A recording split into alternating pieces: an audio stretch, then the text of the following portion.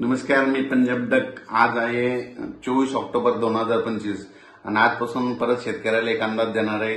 सर्वप्रथम शेतकऱ्याला सांगू इच्छितो की काल म्हटलं होतं ना की आज 24 तारखेपासून राज्यात ठिकठिकाणी पावसाला सुरुवात होईल, तर आज देखील राज्यामध्ये रात्रीच्याला म्हणजे खूप ठिकाणी पाऊस सुरू होणार आहे। म्हणजे सगळ्यात महत्त्वाचं सांगायचं झालं तर 24 ऑक्टोबर पासून ते 28 ऑक्टोबर पर्यंत राज्यात दररोज वेगवेगळ्या भागात विखुरलेल्या स्वरूपाचा जोरात पाऊस पडणार आहे, म्हणून हा अंदाज लागला येतात।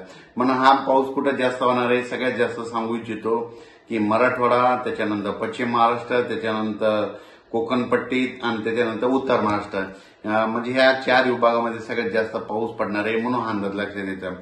पूर्व आणि पश्चिमी विदर्भात देखील पाऊस असणार आहे, पण देखील भाग बदलत पडणार आहे, विखुरलेल्या स्वरूपाचा पडणार आहे, जास्त तिकडे प्रमाण नसणार आहे, म्हणून हा अंदाज लक्षात येतो। पण राज्यात मात्र मराठवाडा, पश्चिम महाराष्ट्र, उत्तर महाराष्ट्र, कोकण पट्टी या भागात मात्र जोराचा पाऊस पडणार आहे, म्हणून हा अंदाज लक्षात यायचा। सांगायचं झालं तर जिल्ह्यावाईज सांगायचं झालं तर आज देखील नांदेड जिल्हा झालं, लातूर जिल्हा झालं, परभणी जिल्हा झालं, हिंगोली जिल्हा झालं, यवतमाळ जिल्हा झालं, धाराशिव, बीड, जालना, संभाजीनगर, अहिल्यानगर, त्याच्यानंतर सोलापूर, कोल्हापूर, सांगली, सातारा, पुणे, त्याच्यानंतर कोकणपट्टी पूर्ण ह्या परिसरामध्ये आज रात्रीच्याला खूप ठिकाणी विजेच्या कडकडाटासह पाऊस सुरू होणार आहे, म्हणून हा अंदाज लागतेचा। हा पाऊस सर्वदूर नाही, पण राज्यात मात्र रात्रीपासूनच चांगला पावसाला सुरुवात होणार आहे, म्हणून हा अंदाज लक्षात यायचा।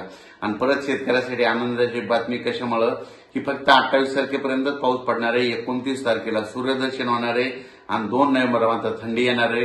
म्हणून ज्यांचं कांद्याचं जे कांदा शेतकरी आहेत तर तुम्ही काय करू शकता का की कांद्याचं रोप टाकू शकता। मका शेतकऱ्याचे फोन आले, मका देखील काढायला 29 तारखेपासून काही हरकत नाही, पेरणी करायला देखील काही हरकत नाही, म्हणून हा अंदाज लक्षात द्यायचा।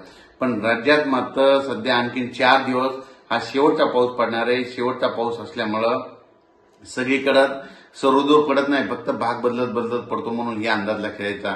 म्हणजे हा शेवटचा राज्यातला शेवटचा पावसाळ्यातला शेवटचा पाऊस असेल, म्हणजे 28 तारखेपर्यंत असं 29 तारखेला सूर्यदर्शन होणार आहे, 2 नोव्हेंबरला थंडी येणार आहे, म्हणून हा अंदाज लक्षात यायचा। त्याच्यानंतर 29, 30, 1 तारखेपर्यंत राज्यात धुके धुराळे देखील येणार आहे, म्हणून हे देखील लक्षात यायचं। पण राज्यात मात्र आता 4 दिवस पावसाचे असणार आहेत, म्हणून हा अंदाज सर्व शेतकऱ्यांनी लक्षात द्यायचा।